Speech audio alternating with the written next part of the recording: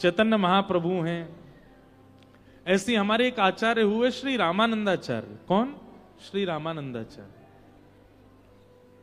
रामानंद संप्रदाय के प्रवर्तक, और उनको प्रभु श्री राम का ही अवतार माना जाता है। तो श्री रामानंदाचार्य जी जब अपने बाल्यकाल में थे, अपनी युवावस्था में थे, बहुत ध्यान से सुनिएगा,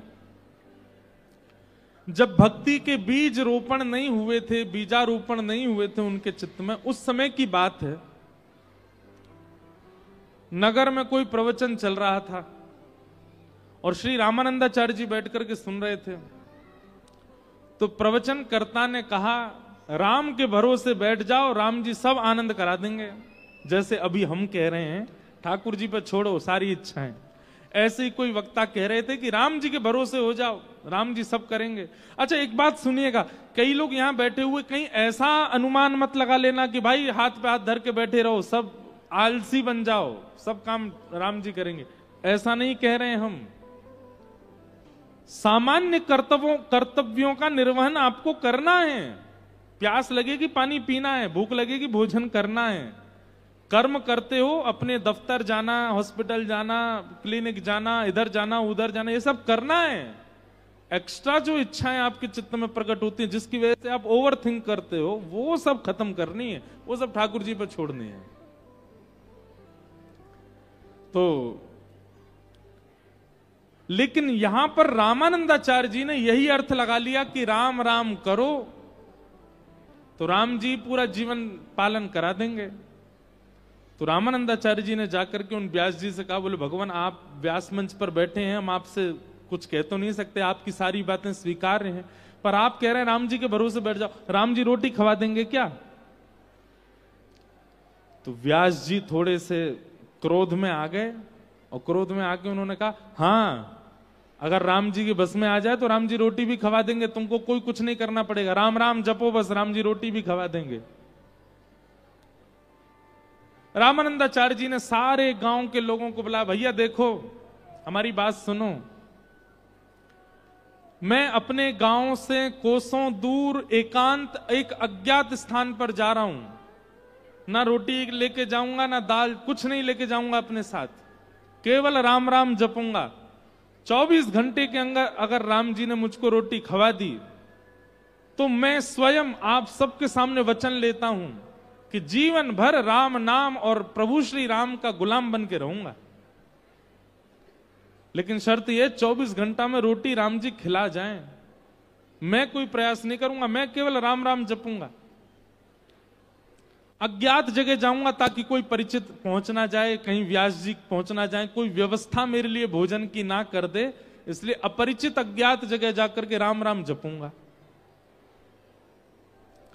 रामानंदाचार्य जी चले गए और कहीं दूर पहाड़ों के पास नदी के किनारे पहुंचे, वहां पर एक विशाल वट का वृक्ष था, उस वृक्ष के घने वृक्ष के अंदर चले गए, ऊपर बैठ गए ऊपर, और ऊपर बैठ करके राम राम राम राम राम राम राम राम राम जपने लगे। जपते जपते थोड़े ही घंटे बीते, इतने में ही कोई तीर्थ यात्री आए, और तीर्थ यात्रियों ने आकर के नदी में स्नान किया। स्नान आदि करके अपना झोला वोला रखा था, झोला खोला, वस्त्रादि पहने दूसरे, और कहा भैया बहुत भूख लगी है, वो पिछले गांव से कुछ प्रसादी लेकर के आए हैं, उसको पालें, यहीं पे फिर आगे चलेंगे। और उन तीर्थ यात्रियों ने प्रसाद खोला, उसमें पूड़ी सब्जी गुलाब जामुन आदि सब गांव के लोगों ने जो प्रसाद दिया वो सब था। प्रसाद खोल के सामने रखा ही था, इतने में ही एक डाकू आ गया, और डाकू अपनी सेना के साथ आया, आकर के बोला इन सबको बंदी बनाओ, इनके पास जो कुछ हो सब कुछ लूट ले चलो। वो बेचारे खा भी नहीं पाए, हाथ ऊपर करके खड़े हो गए। उनके झोला वोला देखे तो उसमें कुछ कपड़े, कुछ दक्षिणा, कुछ ग्रंथ किताब मिली। डाकुओं ने बोला सब हरण कर लो। तभी एक सिपाही बोला, बोल महाराज 56 भोग भी है, आपकी आज्ञा हो तो पालें, बढ़िया गुलाब जामुन पूड़ी सब्जी सब दिख रही है। डाकू बोला हाँ हाँ बैठो, सब लोग उड़ाना शुरू करो। अब सब लोग जैसे ही बैठे, इतने में ही पाते ही पता नहीं क्या हुआ, वो डाकुओं का सरदार था, बोले रुको रुको रुको, 1 मिनट थोड़ा जांच कर लो कि ये प्रसाद में कहीं जहर तो नहीं है। आसपास सब टटोलने लगे, व्यवस्थित तो है ना, कहीं ऐसा तो नहीं हमको मारने के लिए किसी ने षड्यंत्र किया हो। उन लोगों की जांच करी, हट पूर्वक पूछने लगे। उन लोगों ने कहा नहीं नहीं महाराज कुछ नहीं है, पास के गांव से लाए, आप लोग प्रेम से पाओ। डाकू बोला नहीं नहीं मुझे तो कुछ गड़बड़ लगती है। उसने जैसे ही ऊपर देखा पेड़ पर, वहां रामानंदाचार्य जी बैठे राम राम कर रहे थे, राम राम राम राम, नीचे देख रहे थे। डाकू बोला मिल गया, षड्यंत्रकारी मिल गया, इसको नीचे उतार के लाओ। नीचे उतार करके लाए। रामानंदाचार्य जी ने हाथ जोड़े, राम राम राम राम राम चल रहा था उनका। बोले ये इसी की चाल है, ये किसी राजा का गुप्तचर है, इसने हमारे लिए विषैला भोजन यहां रखवा दिया ताकि हम लोग खाएं और खा करके हमारी मृत्यु हो जाए या हम बेहोश हो जाएं और ये पकड़ के हमको राजा के पास ले जाए। सब संग के बोले हाँ यही लग रहा। बोले अब एक काम करो, इसको हाथ पैर बांधो, इसका मुंह खोल के इसी को खिलाओ, जितनी सामग्री सब इसके मुंह में डालो। 2 सिपाहियों ने पांव बांध दिए, 2 ने हाथ बांध दिए। राम राम राम राम कीर्तन चल रहा था रामानंदाचार्य जी का। डाकुओं ने मुंह पकड़ा, जबरदस्ती खोला और जबरदस्ती खोल करके ये ले गुलाब जामुन खा। जैसे ही मुख में डाला रामानंदाचार्य जी के आंसू आ गए। बोले भैया राम नाम खिलाता नहीं है, जबरदस्ती हाथ पांव बांध के खिलाता है, ये राम नाम का प्रभाव है। महाराज रोटी सब्जी गुलाब जामुन पकौड़ी कचौड़ी रायता सब खवा दिया उनको। पेट बिल्कुल तर हो गया। अब वो प्रसाद तो था 10-5 लोगों का, अकेले रामानंदाचार्य जी बेचारे कितना पाए। खाते खाते खाते नर भर गया पूरा। तब डाकू के जो लोग थे उन्होंने कहा महाराज जी थोड़ा देख तो लीजिए, अगर ये जीवित रह जाए, इसको कुछ ना हो तो बचा हुआ हम पालेंगे। थोड़ी देर बाद देखा रामानंदाचार्य जी को कुछ नहीं हुआ, तो बाकियों ने भी पाया। हाथ पांव खोले, हे भाई जब तेने कोई षड्यंत्र नहीं किया था तो ऊपर क्यों बैठा था तू? बोले अब मैं क्या बताऊं मैं क्यों बैठा था। मैं राम नाम के ऊपर अधीन होके बैठा था कि अगर राम नाम में सामर्थ्य होगी तो मुझे बिना प्रयास के भोजन मिलेगा, और मुझे आप लोगों ने पवा दिया। उसी क्षण रामानंदाचार्य जी आए और आकर के उन्होंने पूरा जीवन राम नाम को अर्पित कर दिया। आगे चल के आप परम विद्वान हुए, परम वेदज्ञ हुए, परम ज्ञानी हुए और श्री रामानंद संप्रदाय के प्रवर्तक हुए, श्री रामानंदाचार्य जी। अगर भैया जिद में आ जाओगे कि राम नाम में सामर्थ्य है तो राम नाम पवा दे, तो राम नाम इतनी सामर्थ्य भी रखता है कि आपको पवा भी देगा। पर इस कथा को सुनने के बाद अगर कोई जाके यूं कहेगा कि भाई अब मुझे भी राम जी जैसे उनको पवाए वैसे तो नहीं पवाएगा राम नाम।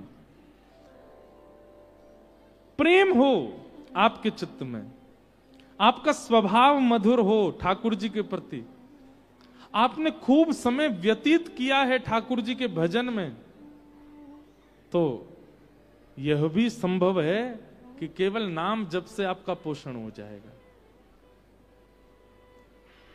हम तो कहते हैं हमारा तो पोषण, हमारा तो आनंद, चाहे हम हवा में हवाई जहाज में घूम रहे हैं, चाहे हम ट्रेन में घूम रहे हैं, चाहे हम बड़ी गाड़ियों में घूम रहे हैं, चाहे हम झोंपड़ी में सो रहे हैं, चाहे हम महलों में रह रहे हैं, सब कथा की कृपा, केवल भगवान नाम की कृपा है। भगवान नाम और भगवत कथा का ये सामर्थ्य है। इसलिए भैया अहेतु की भक्ति किसे कहते हैं? स्वेच्छा कुछ नहीं है, सारी इच्छाएं ठाकुर जी पर छोड़ दो। अहेतु क्या प्रतिहता ययात्मा संप्रषेदति। इस प्रकार भागवत जी का प्रारंभ श्री सूत जी महाराज सौनकादि ऋषियों के मध्य कर रहे हैं। आगे भागवत जी की रचना का विषय बताया गया।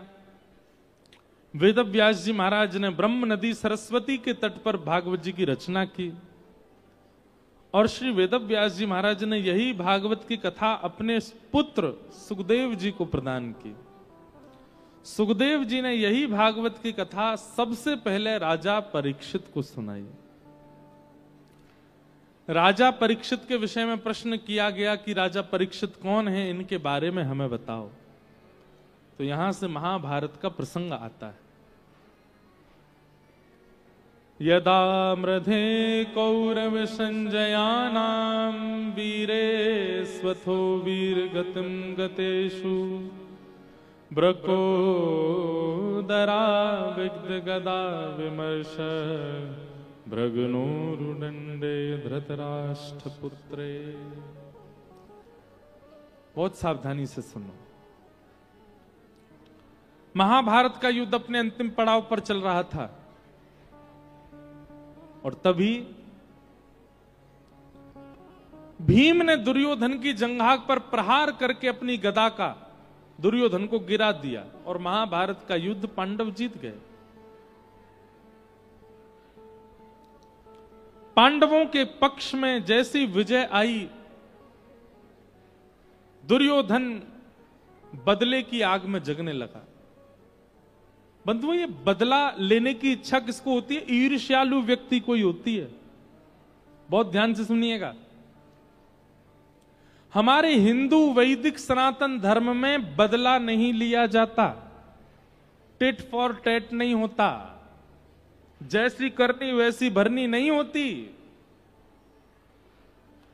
हमारे हिंदू वैदिक सनातन धर्म में व्यक्ति बदला नहीं लेते हैं, प्रकृति बदला लेती है।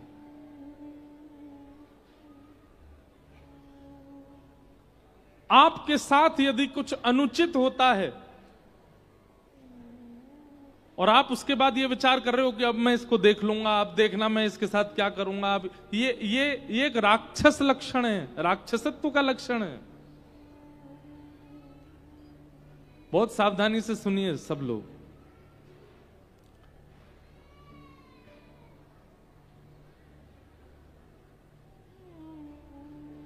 ये राक्षसत्व का लक्षण है। क्यों? कभी ये स्थिति सबके जीवन में आई है कि आप सबके साथ कुछ ऐसा हुआ और आप सबने उसी समय प्रण लिया कि अब देखना मैं क्या करता हूं। उसी समय से आप राक्षसों की तरह सोचने लग जाते हो। कहां तक कहें, आप यहां तक भी सोच लेते हो कि इस व्यक्ति की मृत्यु कैसे हो जाए। ये राक्षसत्व नहीं है तो क्या है? ये ईर्ष्यालुत्व नहीं है तो क्या है? बदला वही व्यक्ति लेता है जिसके चित्त में राक्षस प्रवृत्ति हो। बदले लेने की इच्छा उसी व्यक्ति के चित्त में होती है जिसके चित्त में ईर्ष्या हो। वैष्णव व्यक्ति का स्वभाव कैसा होता है? कई लोग मेरी बात से राजी नहीं होंगे, कई लोगों को मेरी बात में कुतर्क लगेगा, तर्क लगेगा, और मुझे बोलेंगे भी कि महाराज जी आप ऐसे कैसे कह सकते हो, किसी के साथ ऐसा हो जाए तो वो हाथ पे हाथ धर के बैठा रहे। कई लोग बोल सकते हैं, पर मैं स्पष्ट बात कहूं, वैष्णव का स्वभाव कैसा होता है? वो बदला नहीं लेता।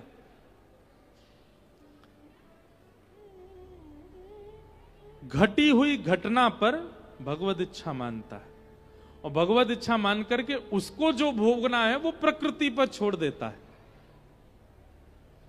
और ये बात निश्चित मानिए, प्रकृति मतलब पृथ्वी, अग्नि, जल, वायु, आकाश, इनको प्रकृति कहते हैं। व्यक्ति जब अपने साथ घटी घटना का बदला नहीं लेता तो पृथ्वी, जल, अग्नि, वायु, आकाश उससे बदला लेते हैं। कुछ ना कुछ प्रकृति ऐसा करेगी। जैसे कई बार ऐसा होता है, घर में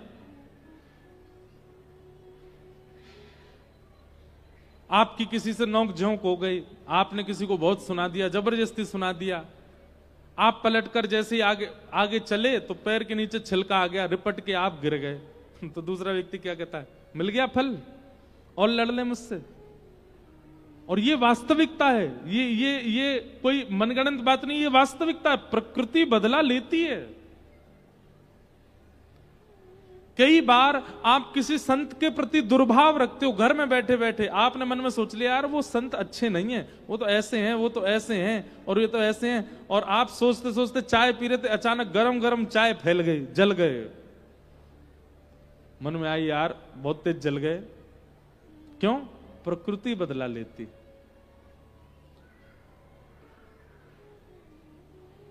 हमारे यहां घटी हुई घटना पर ठाकुर जी के सामने निवेदन कर दिया जाता है, नाथ मेरे साथ ऐसा हुआ, नाथ मेरे साथ ऐसा किया गया, अगर मैंने पूर्व में अपराध किया है तो मैं इसको भोगने के लिए तैयार हूं, लेकिन यदि मेरा कोई अपराध नहीं है तो आप दृष्टि रखिएगा।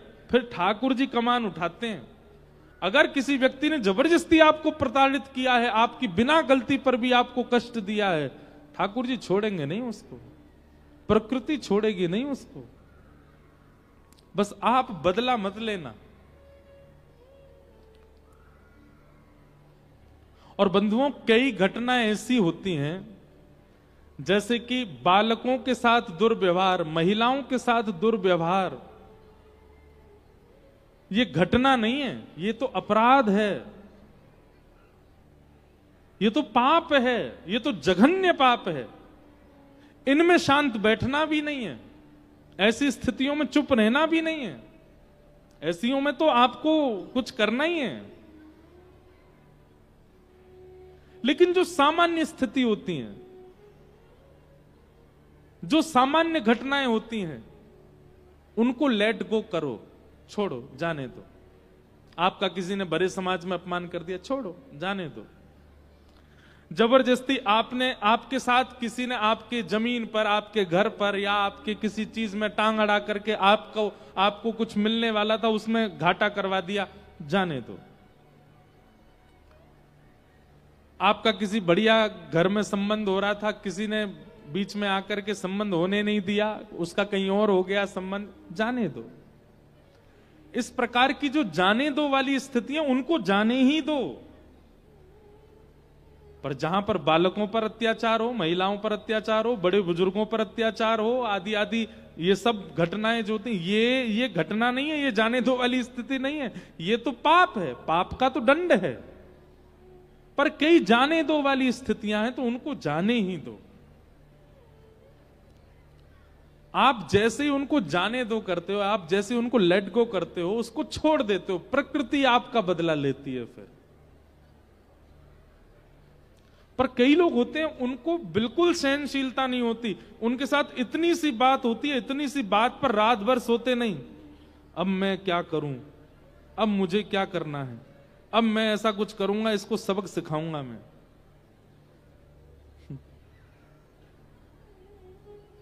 ये सबक सिखाने वाली स्थिति राक्षसों की होती है, मानवों की नहीं। अब आप सोचो, रावण राम जी का युद्ध किस घटना से हुआ, बताओ।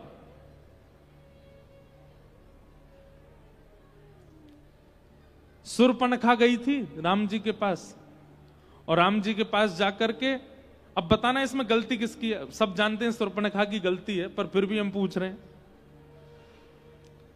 शूर्पणखा ने जाकर के राम जी से क्या कहा, मुझसे ब्याह कर लो, आप बहुत सुंदर हैं और आप बहुत सौम्य दिखते हैं। और राम मानस जी में तो ऐसा वर्णन है कि पूतना ने ऐसा कहा कि इतने सुंदर नहीं हो आप, राम जी से कह रही है, इतने सुंदर नहीं हो, पर हां काम चला लूंगी मैं, मुझसे ब्याह कर लीजिए आप। राम जी ने कहा, ये दिख रही हैं आपको, दूर बैठी हैं शिला पे? बोला, ये हमारी गृहिणी है, हमसे अच्छा है कि उनसे ब्याह कर लो, वो जो पतले से घूम रहे हैं ना नीचे, उनसे ब्याह कर लो आप जाके, हम तो ऑलरेडी रिजर्व्ड हैं। और बड़ी पत्नी के सारे अधिकार होते हैं, तो पहली पत्नी वही है, बड़ी पत्नी आप छोटी बन के जाओगी तो कैसे काम चलेगा।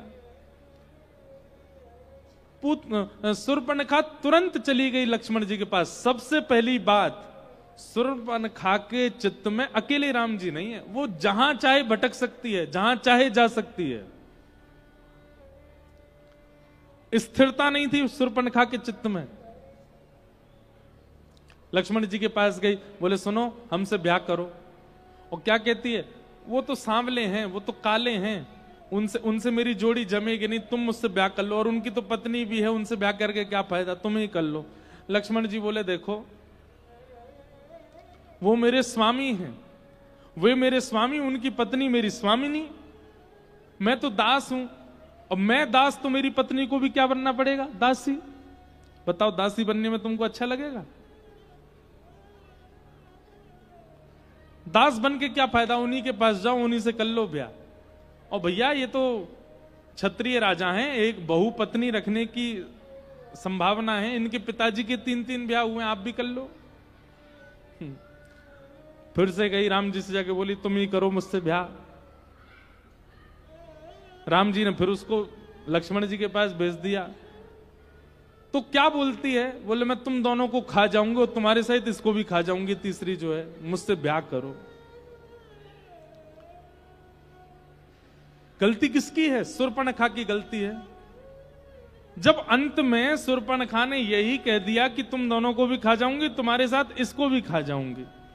अब ऐसी स्थिति में अगर आ जाए तो फिर तो कुछ एक्शन लेना पड़ेगा ना, अपने आप को बचाने के लिए तो कुछ करना ही पड़ेगा। लक्ष्मण जी ने उसके नाक कान काट दिए। अब नाक कान कटवाने वाले काम ही किए हैं उसने। और इसके बाद भी बताऊं, शूर्पणखा का भी पहले ब्याह हो चुका था। ये भी पहले से ब्याही ठियाई थी। इनके पतिदेव एक युद्ध में रावण के द्वारा ही मारे गए थे। स्वयं भी विवाहिता है। और उसके बाद लौट करके गई तो रावण से जाके क्या कहती है? उन्होंने मेरे नाक कान काट दिए।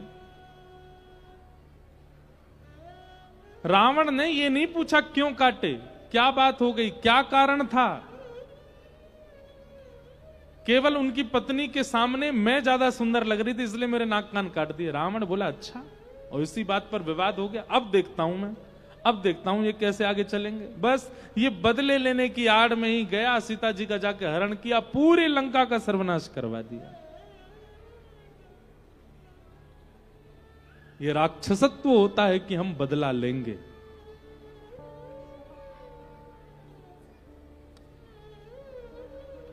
बदला नहीं, ये हमारे सनातन धर्म का स्वरूप नहीं है।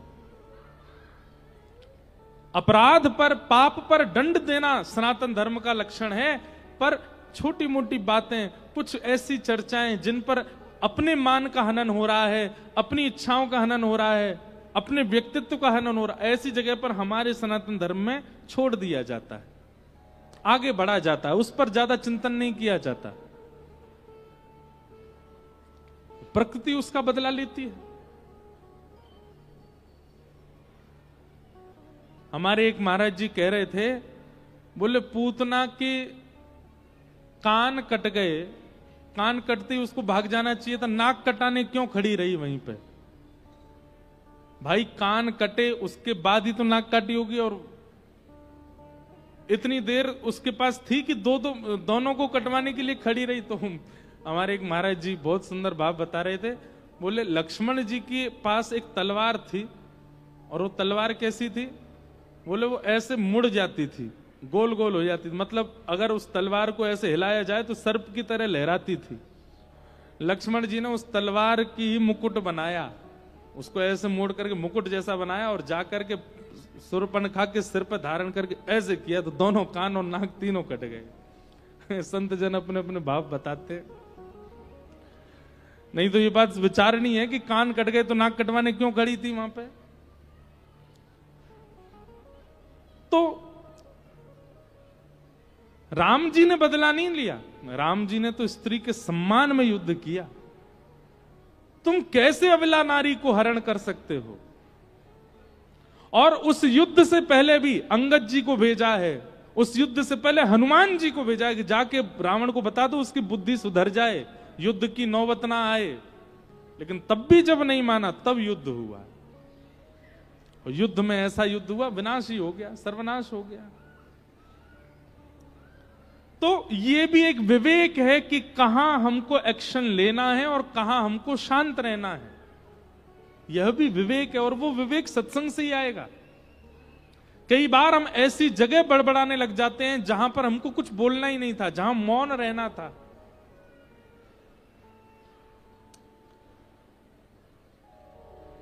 महाभारत का युद्ध पांडवों के पक्ष में चला गया, जीत गए पांडव।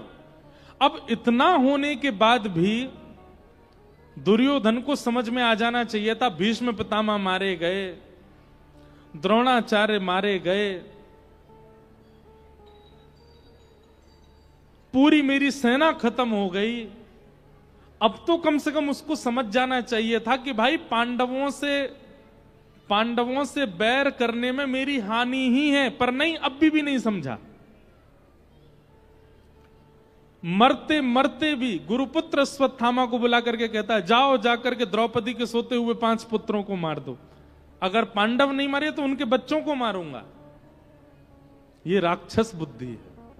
अगर मैं उसका हनन नहीं कर पाया तो उसके कुल का हनन करूंगा, उसके खानदान का हनन करूंगा। ये राक्षस बुद्धि है।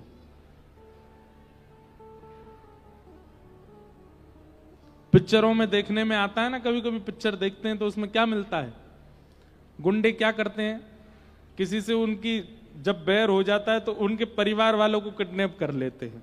ये गुंडे ही तो करते हैं। जब उससे काम नहीं बन रहा, उस पर कुछ नहीं कर पाते तो उसके परिवार को प्रताड़ित करते हैं। ये राक्षस बुद्धि है। दुर्योधन अचेत पड़ा था और अचेत अवस्था में अश्वत्थामा से कहता है, पांडवों को तो हम नहीं मार पा रहे हैं क्योंकि कृष्ण इनके साथ है, लेकिन द्रौपदी के 5 पुत्र हैं। यदि उन 5 पुत्रों का हनन होगा तो भले ही ये लोग राज्य गद्दी पर बैठ जाएं, लेकिन कल को पांडव जब मरेंगे तो इनका कोई तर्पण करने वाला भी नहीं बचेगा। कम से कम वहां तो हमको शांति मिलेगी, जब इनके यहां कोई तर्पण करने वाला नहीं बचेगा। ये बुद्धि, ये राक्षस बुद्धि है।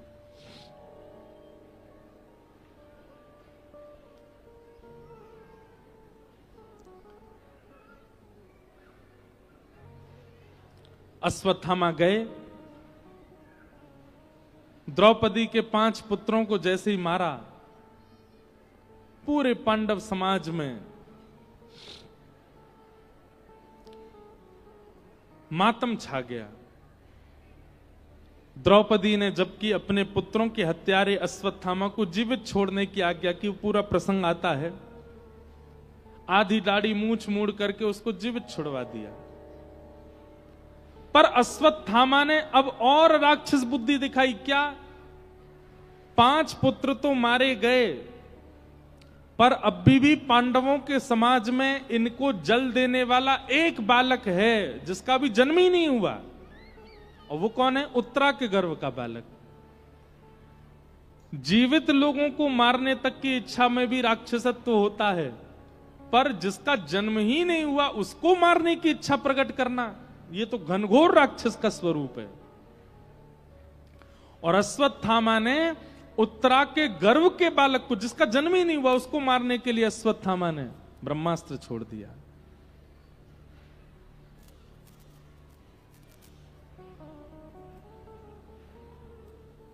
इसमें से आवाज जा रही है, क्या हो रहा है भैया?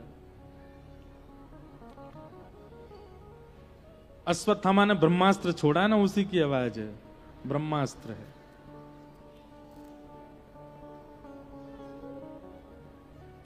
तो हम क्या कह रहे थे?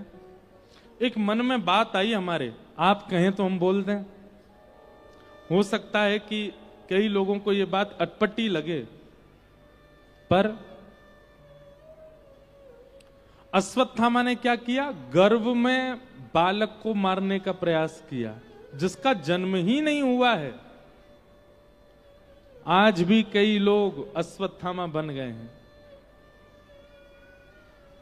मांस खाते हैं, जीव को खाते हैं, ये तो पाप है। पर एक ऐसी वस्तु पाते हैं जहां जीव का जन्म ही नहीं हुआ है, उसको भी खा जाते हैं। और आपको जान के आश्चर्य होगा कि कई जगह लोग उसको मांसाहार मानते भी नहीं है। एक व्यक्ति हमसे बोला, बोले महाराज जी वो मांस कैसे? अभी उसमें मांस बना ही नहीं, उसके अंदर मांस का निर्माण ही नहीं हुआ, उससे पहले ही हमने उसको पका दिया, बना के खा गए रोटी उसकी। ये कोई नॉनवेज थोड़ी है, ये कोई गलत थोड़ी। अरे महाराज, आप भ्रूण हत्या करके पा रहे हो। कुछ दिन यदि नहीं मारोगे तो उसमें से बालक जन्म लेगा, एक जीव प्राणी जन्म लेगा, आप उसको पहले ही मार के खा जा रहे हो। आपसे बड़ा अश्वत्थामा कौन है?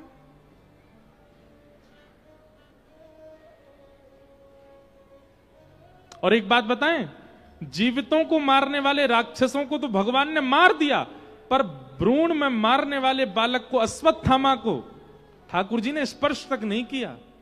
स्पर्श नहीं मतलब इतना अपवित्र है, भगवान कहते हैं इसको स्वर्ग में भी जगह नहीं है, इसके लिए नरक में भी जगह नहीं है, इसको तो यही पृथ्वी पर ही पड़ा रहने दो। आज तक अश्वत्थामा अमर अवस्था में जीवित है, लेकिन ऐसा जीवन किस काम का? वो प्रसन्न नहीं है, वो सुख नहीं है, वो अत्यंत दुख में है।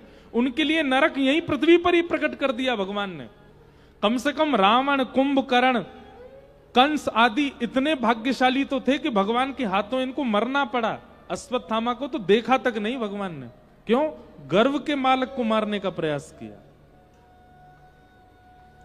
हमारी आपसे प्रार्थना, वैसे तो वैष्णव को प्याज लहसुन भी नहीं खानी चाहिए, पर आप लोग वहां तक भी छूट है आपको, लेकिन कम से कम मांस सेवन तो मत कीजिए। कम से कम किसी जीव की हत्या तो मत कीजिए। ये संकल्प ले लीजिए, हम आपसे प्रार्थना कर रहे हैं, ये बहुत आवश्यक है। कई लोग कहते हैं हम मांस नहीं खाते, पर हां वो सफेद सफेद वो तो खाते हैं। अश्वत्थामा मत बनो। और अगर आज तक पाया है, आगे मत पाइए। और जिन जिन को आपने पा लिया है, जो जो आपके गर्भ से वैकुंठ चले गए हैं, आपके गर्भ में जाकर के आपके दांतों से बेचारे काटे गए, आपके गर्भ में जाकर के फिर प्रस्थान किए हैं, उन सब के लिए हर महीना कुछ कर दिया करें। वृंदावन जाकर के, कहीं जाकर के कुछ उनके लिए पुण्य हो। जो भी हमसे अपराध हुआ, हमारे द्वारा जिनकी हत्या हुई। अच्छा एक बात और, बड़े बड़े विचित्र लोग हैं। एक व्यक्ति मुझसे बोला, महाराज जी हम तो केवल खाते हैं, हत्या तो कोई और करता है उसकी, पाप तो उसको लगेगा ना। अब भाई जब उसने मार ही दिया, हत्या करके उसके हाथ पांव अलग कर ही दिया, वो बेचारे सड़ जाएंगे इसलिए हम खा लेते हैं। मैंने वाह भाई, जय हो, धन्य है तुम, कितने बड़े परोपकार का काम किया। तुम नहीं खाते तो बेचारा सड़ जाता वो। एक बार बंबई में मेरी कथा थी, तो वहां एक व्यक्ति आया, बोला महाराज जी हम लोग मच्छी खाते हैं। मैंने क्यों खाते हो भाई? बोले आपको नहीं पता, हम बहुत बड़ा परोपकार का काम कर रहे हैं। मैंने कहा क्या काम कर रहे हो? बोले हमारा गांव है गंगा जी के किनारे। मैंने कहा अच्छा। मैंने कहा कहां है? बोले बिहार में है हमारा गांव, हमारे गांव से ही गंगा जी जाती हैं। मैंने कहा तो? बोले महाराज जी देखिए, उत्तराखंड से गंगा जी निकली, उस गंगा जी में जितनी भी मछलियां हैं, वो संपूर्ण उत्तराखंड, उत्तर प्रदेश में जितनी भी गंदगी होती है, उन सब गंदगियों को वो खाती हैं, और उन मछलियों को निकाल करके हम खाते हैं। हम तो गंगा जी को पवित्र करने का काम कर रहे हैं, गंगा जी की सारी अपवित्रताएं दूर कर रहे हैं। मैंने कहा भाई चरण कहां है तुम्हारे? तुम नहीं खाओगे तो गंगा जी तो बेचारी बिल्कुल मटमैली हो जाएंगी, विष बन जाएगा गंगा जी में। मांस खाने वाला व्यक्ति किस हद तक पहुंच जाता है। कुछ दिन पहले मैंने एक वीडियो देखा, उसमें लोग बोल रहे थे, बोले शाकाहारी लोग कहते हैं, बोले जीव को मत खाओ, उसको काटने पर बहुत दर्द होता है उसको। हाँ, जैसे कि तुम लोग पेड़ काटते हो, पेड़ को तो दर्द होता ही नहीं। अरे भाई, पेड़ पौधे ये सारी वस्तुएं मानव को पाने के लिए ही बनाई गई हैं। गेहूं को अगर नहीं पाया जाएगा तो वह विषैला बन जाएगा। ये तो मानव जीवित करने के लिए, जीवन जीने के लिए शाकाहार बनाया गया। उनका तो निर्माण ही इसीलिए किया गया है कि हम मानव पा सकें। जानवरों को इसलिए थोड़ी बनाया गया है कि सब पा सकें उनको। और भागवत जी में ऐसा वर्णन है, वो समय दूर नहीं, घनघोर कलिकाल में, जब संसार में प्राणी नहीं बचेंगे, जब संसार में एक भी व्यक्ति जीवित नहीं बचेगा, जब केवल मानव बचे होंगे, तब स्थिति ऐसी होगी कि कोई मरने की अवस्था में मानव आ जाएगा ना, तो बाकी के मानवों के जीव में पानी आ जाया करेगा। अब ये मरने वाला, जल्दी मरे, इसको खा जाएंगे हम, ऐसी स्थिति आ जाएगी। हमारे भारत के पड़ोस में एक देश है, इधर वाला नहीं, उधर वाला।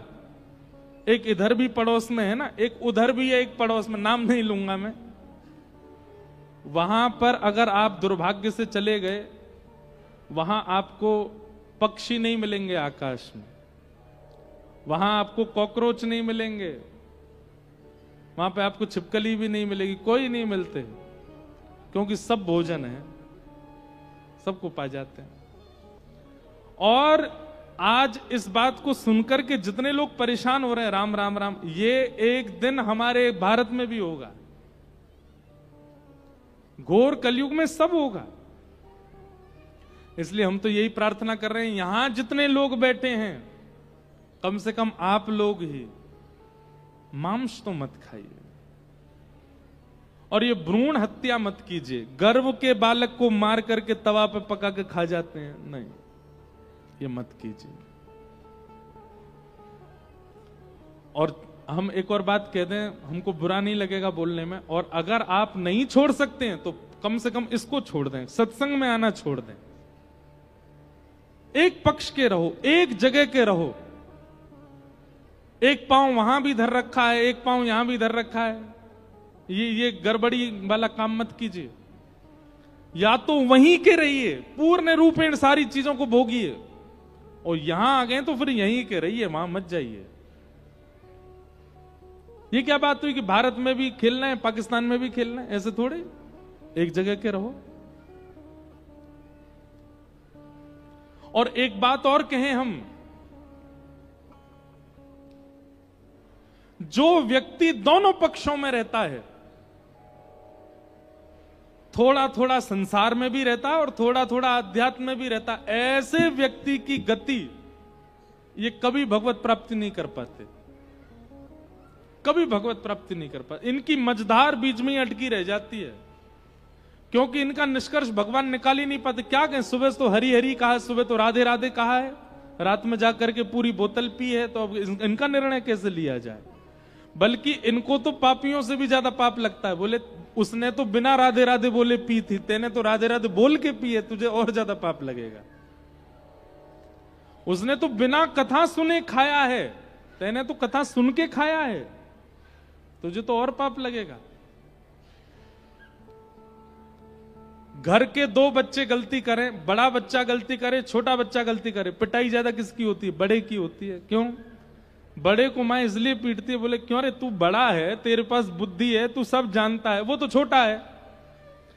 ठीक वैसे ही जो पाप ही कर रहे हैं, कथा नहीं सुनते, नाम जप नहीं करते, उनको दंड मिलेगा, पर इतना बड़ा नहीं मिलेगा, क्योंकि उन्होंने कभी सत्संग किया ही नहीं। पर आप तो सत्संग भी कर रहे हो और उसके बाद भी पाप कर रहे हो, ठाकुर जी ज्यादा नाराज हो जाएंगे। इसलिए एक पक्षीय रहो, और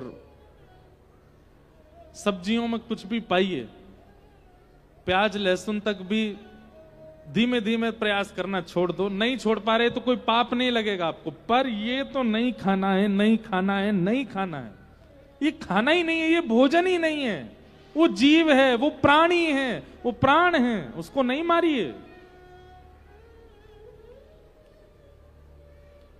अश्वत्थामा, उसने मन में विचार किया कि द्रौपदी के 5 पुत्र मर गए, पर पांडवों की बहू उत्तरा अभी गर्भवती है, उसका बालक यदि मैंने मार दिया गर्भ में ही, तो इन पांडवों के यहां जल देने वाला नहीं बचेगा कोई। और जैसे ही अश्वत्थामा ने बाण छोड़ा, उत्तरा के गर्भ के बालक को मारने के लिए ब्रह्मास्त्र छोड़ा, उत्तरा दौड़ी दौड़ी भगवान के श्री चरणों की ओर भागी है।